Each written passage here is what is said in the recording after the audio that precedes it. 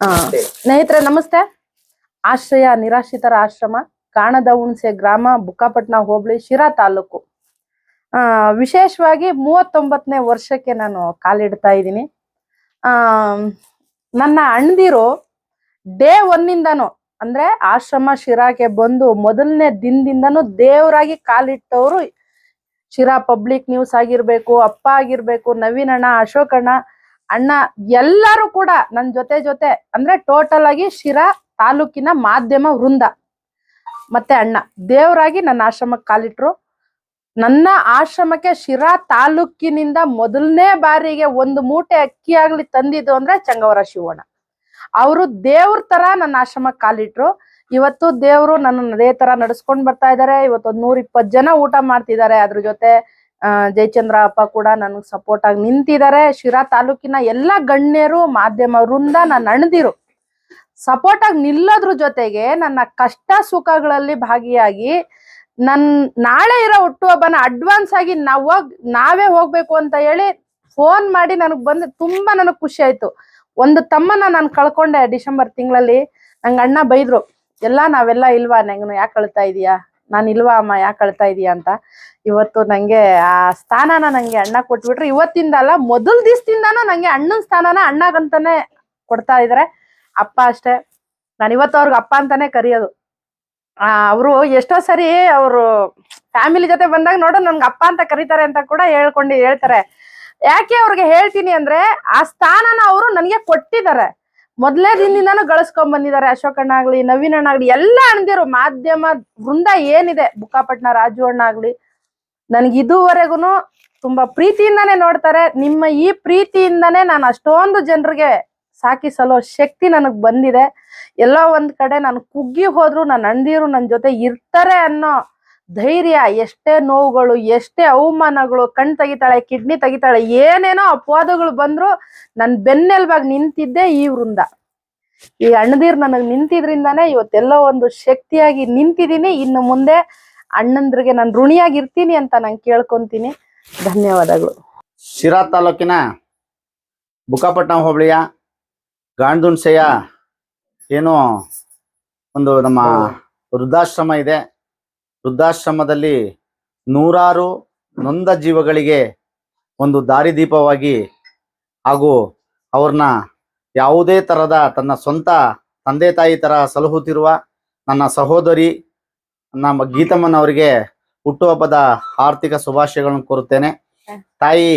ಆ ತಾಯಿಗೆ ಭಗವಂತ ಆರೋಗ್ಯ ಐಶ್ವರ್ಯ ಕೊಟ್ಟು ಕಾಪಾಡಲೆಂದು ಭಗವಂತನಲ್ಲಿ ಬೇಡಿಕೊಳ್ಳುತ್ತಾ, ಆ ತಾಯಿ ಇಂಥ ನೂರಾರು ವೃದ್ಧರಿಗೆ, ಅನಾಥರಿಗೆ, ಬಡವರಿಗೆ, ಬಡವರ ಮಕ್ಕಳಿಗೆ, ಇಂಥ ಎಲ್ಲ ಬೆಡ್ ರೀಡರು ಆತಂತ ರೋಗಿಗಳಿಗೆ ಚಿಕಿತ್ಸೆ ನೀಡಿಸ್ತಾ ಅವ್ರನ್ನ ಪೋಷಣೆ ಮಾಡುತ್ತಾ, ತನ್ನ ಹತ್ರ ಇಲ್ಲ ಅಂದ್ರೂ ಯಾರ ಹತ್ರನಾದ್ರೂ ಕೇಳಿ ಕಾಡಿಬೇಡಿ ಪಾಪ ಇವತ್ತು ಆಶ್ರಮ ನಡೆಸ್ತಾವ್ರೆ.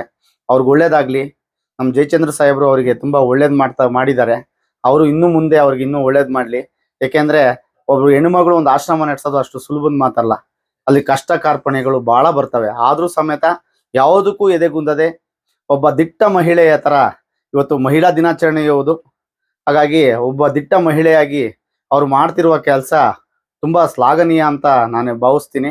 ಯಾಕೆಂದ್ರೆ ಆ ತಾಯಿಗೆ ಒಳ್ಳೇದ್ ಮಾಡ್ಲಿ ದೇವರು. ಅವು ಆಶ್ರಮನ ಇನ್ನೂ ನೂರಾರು ಜನ ಇದ್ದಾರೆ. ಈಗ ಇನ್ನು ಸಾವಿರಾರು ಜನ ಅಲ್ಲಿ ಪೋಷಣೆ ಮಾಡುವಂತ ಸ್ಥಳವಾಗ್ಲಿ. ಇನ್ನೇನು ಕೆಲವೇ ದಿನಗಳಲ್ಲಿ ಶಿರಾಕ್ಕೆ ಆ ಆಶ್ರಮ ಶಿಫ್ಟ್ ಆಗುತ್ತೆ. ಜಯಚಂದ್ರ ಸಾಹೇಬ್ರ ಒಂದು ಆಶೀರ್ವಾದದಿಂದ ಆ ಕೆಲಸ ಆಗಿದೆ. ನಮ್ಮ ಜಯಚಂದ್ರ ಸಾಹೇಬ್ರಿಗೂ ತುಂಬ ಹೃದಯದ ಧನ್ಯವಾದಗಳನ್ನು ಹೇಳುತ್ತೇನೆ. ನಮಸ್ಕಾರ. ಇನ್ನೊಂದು ಬೇಜಾರಾಗೋ ವಿಷಯ ಏನಪ್ಪಾ ಅಂದ್ರೆ, ಎಷ್ಟೋ ಮಕ್ಕಳು ಆದ ಸೊಸೆದಿರು ಮಕ್ಕಳು, ಹೆಣ್ಮಕ್ಳು, ಗಂಡು ಮಕ್ಕಳು ಅವರು ತಿರಸ್ಕಾರ ಮಾಡಿರುವಂತಹ ವಯೋವೃದ್ಧರಿಗೆ ಈ ತಾಯಿ ಒಂದು ಗಟ್ಟಿದೆಯ ಛಲಗಾತಿಯಾಗಿ ಇವತ್ತು ಅವ್ರನ್ನ ಕರ್ಕೊಂಬಂದು ಪೋಷಣೆ ಮಾಡೋದು ಅಂತ ದೊಡ್ಡ ವಿಚಾರನೇ ಹೌದು. ಯಾಕೆಂದ್ರೆ ಅವತ್ತು ಬೇಡದು ಒಂದು ದೊಡ್ಡ ಕೆಲಸನೇ. ಒಬ್ರನ್ನ ಬೇಡಿ, ಒಬ್ಬ ಮಹಿಳೆಯಾಗಿ ಬೇಡಿ, ಇವರು ಒಂದು ಮಹಿಳೆಗೆ ಒಂದು ಮಹಿಳೆಯರಿಗೆ ಒಂದು ಮಾದರಿ ಅಂದ್ರು ತಪ್ಪಾಗ್ಲಾರ್ದು. ಯಾಕೆಂದ್ರೆ ಕಾಡಿ ಬೇಡಿ ಅಷ್ಟೊಂದೆಲ್ಲ ಮಾಡಿ ತಿರಸ್ಕೃತ ಆದವ್ರನ್ನ ಒಂದು ಸಾಕಿ ಸಲುತ್ತಿರುವ ಈ ತಾಯಿಗೆ ಇನ್ನು ಎಷ್ಟು ಧೈರ್ಯ ಅಂದ್ರೆ ಇವತ್ತು. ಯಾಕೆಂದ್ರೆ ಮಹಿಳಾ ದಿನಾಚರಣೆ, ಒಬ್ಬ ಮಹಿಳೆಯಾಗಿ ನಾವು ನಮ್ಮ ಸಂಸಾರದಲ್ಲಿ 4 ಜನ, ನಮ್ಮ ತಂದೆ ತಾಯಿ, ಅಥವಾ ನಮ್ಮ ಹೆಂಡತಿ ಮಕ್ಕಳು ಸಾಕದೆ ಎಷ್ಟು ಕಷ್ಟ ಬೀಳ್ತೀವಿ. ಅಂಥದ್ರಲ್ಲಿ ನೂರಾರು ವಯೋವೃದ್ಧರಿಗೆ ಅಂದ್ರೆ ತಿರಸ್ಕೃತ ಆದಂತ ವಯೋವೃದ್ಧರಿಗೆ ಈ ತಾಯಿ ಪೋಷಣೆ ಮಾಡ್ತಿರೋದು ತುಂಬಾ ಅತ್ಯುನ್ನತವಾದ ಕೆಲಸ. ಈ ತಾಯಿಗೆ ಒಳ್ಳೇದಾಗ್ಲಿ ಎಂದು ಬೇಡ್ಕೊಳ್ತೀನಿ. ಓಕೆ ಬಸ್. 84ರಿಂದ 50 kg ಬಂದೆ, ಆಮೇಲೂ ಸಣ್ಣಗೆ ಫಿಟ್ ಆಗಿದ್ದೀನಿ. ಅದಕ್ಕೆ ನಾನು ಯೂಸ್ ಮಾಡ್ತಾ ಇರೋದು ಜೀನಿ ಸ್ಲಿಮ್. ಸಣ್ಣ ಆಗಕ್ಕೆ ಜೀನಿ ಸ್ಲಿಮ್ ಯೂಸ್ ಮಾಡಿದೆ, ಹೆಲ್ದಿನೂ ಅದೇ. ನೀವು ಸಣ್ಣ ಆಗಬೇಕಾ, ಹೆಲ್ದಿ ಆಗಬೇಕಾ? ಹಾಗಿದ್ರೆ ಜೀನಿ ಸ್ಲಿಮ್ ಯೂಸ್ ಮಾಡಿ. ಸಣ್ಣ ಆಗೋದಕ್ಕೆ ಯಾವುದೋ ಪ್ರಾಡಕ್ಟ್ ಹೇಳ್ತಾ ಇದ್ದಾಳೆ, ಏನಾದರೂ ಸೈಡ್ ಎಫೆಕ್ಟ್ಸ್ ಇದೆ ಅಂತ ಯೋಚನೆ ಮಾಡ್ತಾ ಇದ್ದೀರಾ? ಖಂಡಿತ ಇಲ್ಲ, ಯಾಕಂದರೆ ಇದು ಕೆಮಿಕಲ್ ಫ್ರೀ. ಸಣ್ಣ ಆಗಬೇಕು ಅಂದರೆ ಜೀನಿ ಸ್ಲಿಮ್ ಯೂಸ್ ಮಾಡಿ. ಹೆಚ್ಚಿನ ಮಾಹಿತಿಗೆ ಕೆಳಗೆ ಡಿಸ್ಪ್ಲೇ ಆಗ್ತಿರೋ ನಂಬರ್ಗೆ ಕಾಲ್ ಮಾಡಿ.